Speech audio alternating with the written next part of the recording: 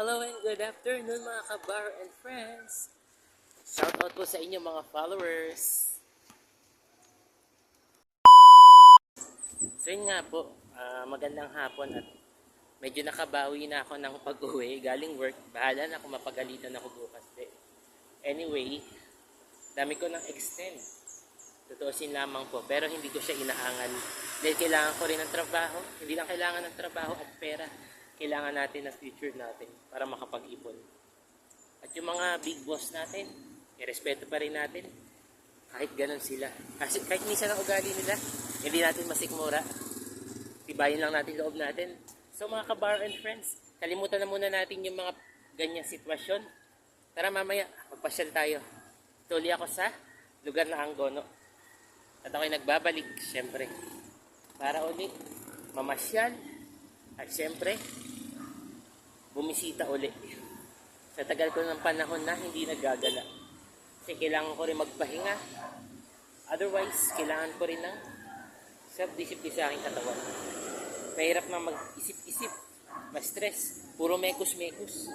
Kaya mga ka-bar and friends, mamaya-maya, tara, punta tayo ulit. Dito sa Lakeside Eco Park.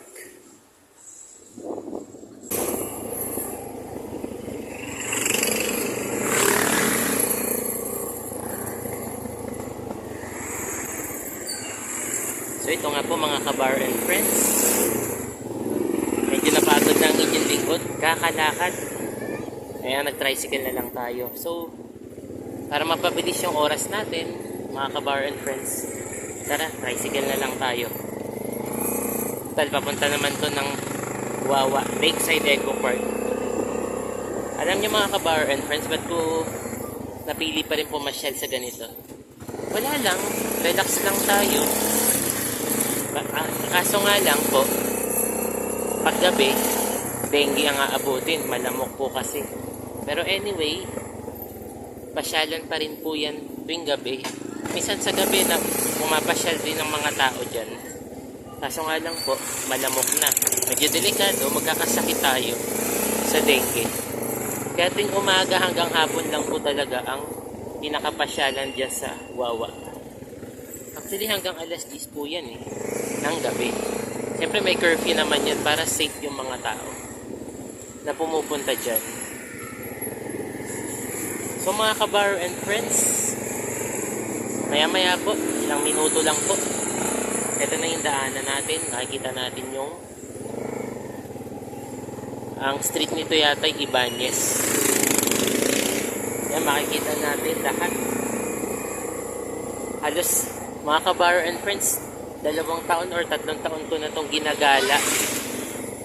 Anyway, ngayon ko na lang po natatanaw itong lugar na ito after ng fiesta na to.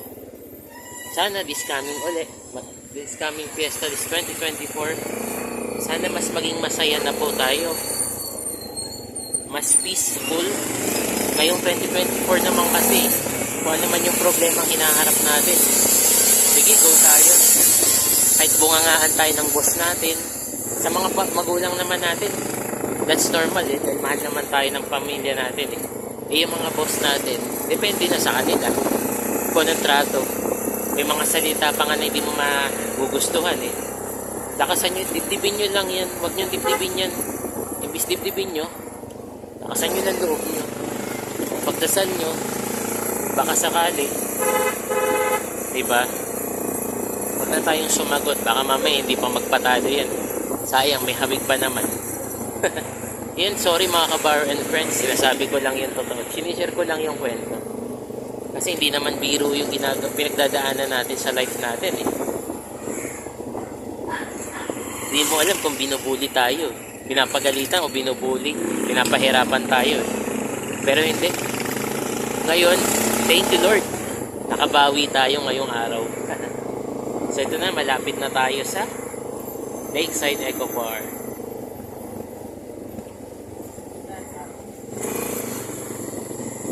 So guys, ayan, nakikita natin sila. Alright. Okay. So shoutout po mga ka-bar and friends, kapamilya, kapatid, kapuso. Lahat na po. Pagsamasamahin na natin sila. kalma. Ayan na. So ito na po. Bababa na tayo. Kuya, magkano po?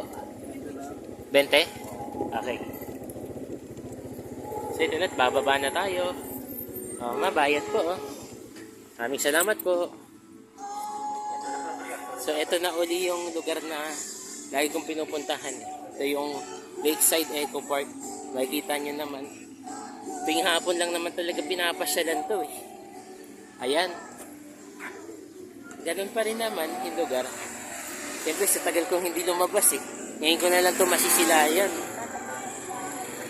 Medyo na bago yung ibang daanan niya halos eh. Bali ito po mga kabaro and friends. Iano na natin. Tignan na natin yung kaganapan. Ngayon na lang ako nagbalik.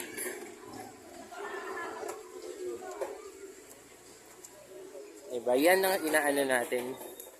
Binibigyan natin ng way para maging happy tayo. Maging masaya. Ayan. So yan na nga po. Ayun si tatay. Lagi nagbenta ng biskwit. Lagi siya nandito. Nakikita po natin siya. Hello po. Ganang hapon po. So yun si tatay buong araw niya. Ibinubuhos yung pagtitinda niya dito sa Lakeside Eco Park. Lagi natin yan nakikita. So si tatay matanda na rin po eh. Pero salamat sa Diyos. Malakas pa rin po siya. So ito chill lang tayo at medyo may nakikita tayong bagong tanawin. Ayan po. Ito. Parang meron atang daanan dito. Ayan. Kung mapapansin nyo, meron na tayong makikita at matatanaw na ganitong lugar. Ayan po. Ayan, nakikita nyo yung daan na yan. Yan parang highway. Makikita nyo parang may mga ano na yan, bakod na simyento. Inano na yan ni Mayor eh. Pinasimulan ni Mayor Vice, pinasimulan niya na yan. Pinatatapos na. Kasi bakit nga po? May mga daanan po dyan na ayan. At saka magiging pasyalan din po yan sa susunod. Yan na po.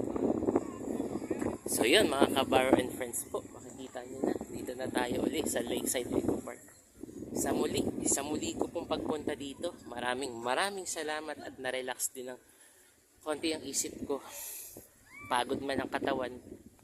Pero hindi natin isipin yung problema sa pera, sa mga bagay-bagay na nasa paligid natin. Itigil na natin yan. Tama na yan. Importante, tawanan nyo na lang yung problema na yan. Pagtawanan ka ng mga tao, wala kang pakialam. Silang pagtawanan natin. Silang mga baliw eh. Pero hindi, huwag natin patulan. Yun lang naman sinasabi ko, at least huwag natin patulan yung ganun tao. Magsaya lang tayo, sarili natin, kahit wala tayong kasama. So shout out sa lahat ng followers.